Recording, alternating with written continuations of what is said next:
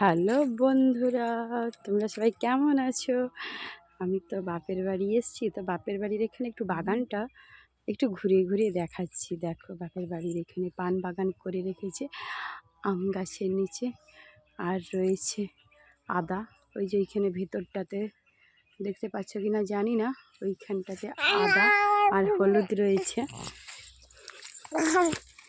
আর দেখো, এই গাছ তোমরা নিশ্চয়ই চিনতে পেরেছ, এই গাছ হচ্ছে আনারস গাছ। এখানটাতেও রয়েছে আদা, দেখা যাচ্ছে না। আর দেখো, অনেক পুরাতন গাছ। এই গাছটা দেখে সবাই কি চিনতে পারছো? দেখো, এটা চালতা গাছ, আর এইটা হচ্ছে বকুল ফুলের গাছ। আরেকটা গাছ দেখাই, চলো। কত বড় সপিতা গাছ, নিশ্চয়ই দেখতে পাচ্ছ।